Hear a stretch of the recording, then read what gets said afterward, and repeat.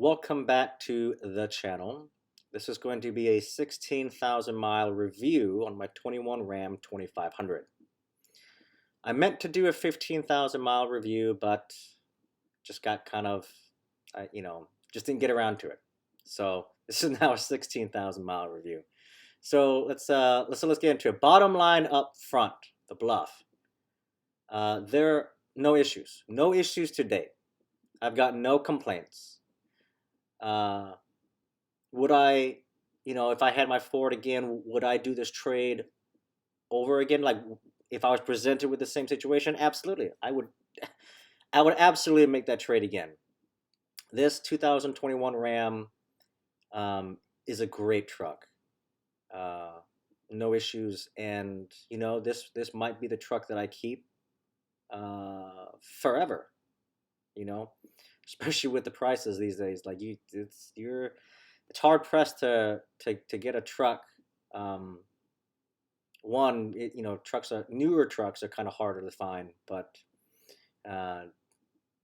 dealerships are marking up like crazy. So especially Ford. But yeah. So I don't think I don't think I can ever get a deal the way the deal that I got for my Ford and for this Ram. I don't think that would ever happen again. So I think this is it, and I'm very happy with the truck. Nothing to complain about at all. I mean that in all aspects, from engine, transmission, exterior, interior, infotainment system, everything. Nothing to complain about. So, all right.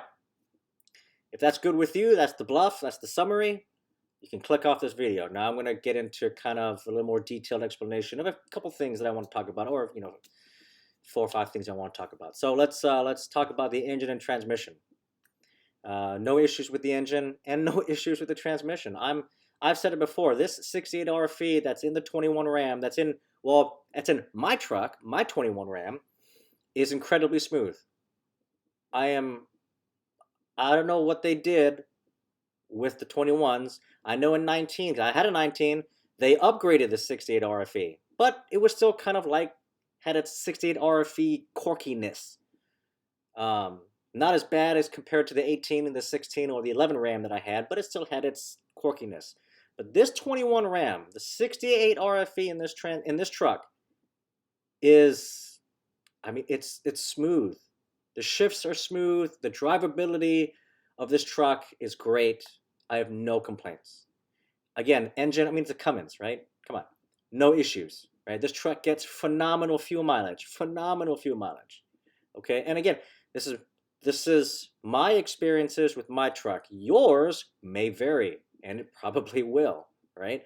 You doing 80 miles an hour, you got a lead foot, you got a lot of hills or mountain type of driving, yeah, you're not going to get the fuel mileage that I get. Okay, you got big knobby tires, yeah, you're not going to get the fuel mileage I get.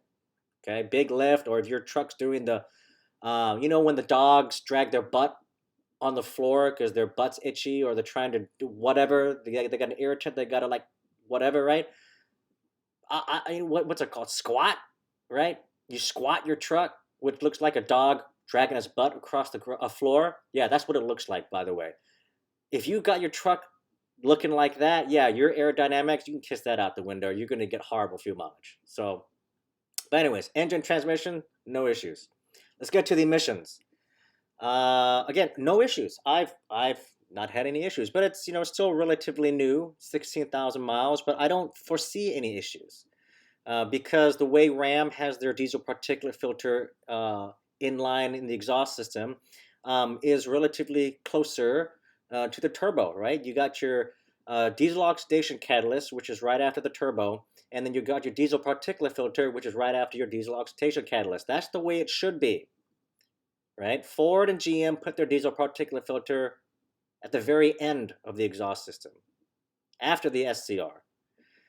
Ram, they have their diesel particulate filter up front, right behind the diesel oxidation catalyst, where it should be, because you want your diesel particulate filter, you want the max amount of heat to hit that filter right after the diesel oxidation catalyst. Because as fuel goes, as the truck goes in the regen, it's dumping fuel into the exhaust. It gets superheated by the diesel oxidation catalyst, and then that heat will hit your diesel particulate filter right away, right?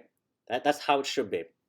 Whereas if you have your SCR in between your diesel oxidation catalyst and your DPF, well, as I've shown in previous videos with my Ford, there's like a 1 to 200 degree drop from your diesel oxidation catalyst through your SCR and then to the DPF, right? I don't like that. I want my DPF to get the max amount of heat as possible. So I'm glad that Ram has their diesel particulate filter right behind the diesel oxidation catalyst.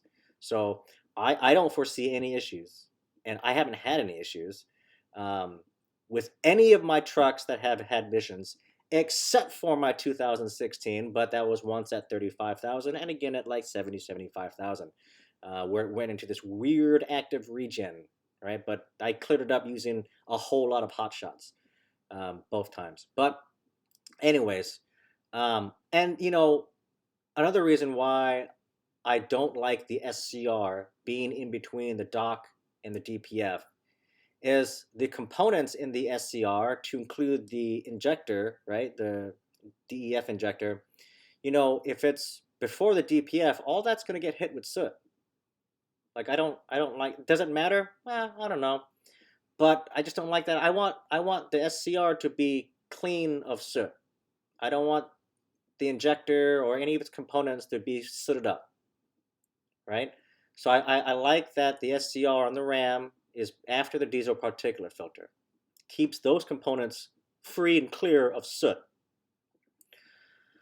So anyways, so that's it with emissions. Let's move on to the exterior of the truck. No issues. The body lines line up on this truck. I've done some videos in the past where the bed and the cab, the body lines, they just don't line up right, and I've had to make a few modifications, right? And I think I've shown you guys videos of that. But this one, it's kind of a hit and miss, right? This 2021, no issues. The body lines line up, cab and bed line up. The doors, everything lines up. I've seen some videos like Workplay TV. His F450. There's some interior trim that don't line up. The cab, the doors, whatever. Like sometimes they don't line up. I get that. Every truck is different. Some trucks will have issues like that, and some won't. These are all made by man. There's gonna be problems. People need to stop expecting these vehicles to be perfect. They're not. They're man-made, and we ourselves are not perfect, right? So anyways, no issues with the exterior of the truck. Part of the exterior, look, I love these headlights. On the Limited, the Longhorn and Limited, you get these, these really nice headlights, and they turn, right? So as I'm turning right or turning left, these projector headlights will rotate, I think 15 degrees or something like that. And I really appreciate that, because I drive a lot at night. I really appreciate that. It helps when going around corners. And the light output of the Ram is far better than Ford. I don't have any issues seeing at night with this Ram. So yeah, and I will say I've in the past, I may not have always liked the Ram tow mirrors, but you know what? I do like now today. I love the Ram tow mirrors. They're different. I like that so far. These flip-up tow mirrors, it gives the Ram a different characteristic. Ford and GM have the same mirrors. Ford was the first to come out with the main mirror on top and the blind spot mirror on the bottom, right? Then GM copied Ford, and then now Ram, it looks like for the 2023 models, that they're following in suit. And they're basically copying the Ford mirror. And I get that, right? When these mirrors are down in the non-tow position, seeing your blind spot can be a little bit more difficult versus having them up. because when they're up, the blind spot mirror is in the correct position. That way you can see your blind spot. When they're down like this, not so much. But one thing that's really good about these newer Rams is, if your truck has this option, I think you can go to like in your part of your settings under like drivability or something like safety drivability. You can actually turn on a feature, which I have it turned on, where the truck will let you know if there's something in your blind spot area. Of course, you got to use your turn signal. By the way, use your turn signals. People can't read your mind. You want to make a left or right turn or get over into a lane, but yet someone is in that lane and you expect them to slow down? No, first of all, you must yield to the person in the lane. The person in the lane has the right of way. Two, if you don't use your blinker, that person, they don't know what you're doing. They don't. I can't read your mind. Use your blinker. Okay? One, it's law. Use your blinker. And two, it's safety. You're letting other people, you are not the only one on the highway. Okay? You have to have a little consideration for those around you. I always use my blinker to let people know what I'm doing. I don't catch someone off guard or whatever, right? If someone is speeding, which they shouldn't be, right? And I'm trying to get off at an exit or whatever, right? Let's say I'm in the middle lane. I see my exit is coming up about a mile ahead, right? So I go ahead and put my blinker on, move over to the right. Well, sometimes there are people who just think that they own the road. They have no consideration for anyone else on the road because it's all about them, right? Spoiled little brats, right? And they're just speeding. They're weaving in and out of traffic. Let's say there's someone in the passing lane, not fast lane, passing lane, and then there's me in the middle lane, and then there's no one in the far right lane, right? Well, I put on my blinker. I'm trying to move over. What that person, they may have tried to move over to that right lane, but because they see me with my blinker on, they know I'm going to get in the right lane, so I move over. So that way they know that I'm going to move out of that way.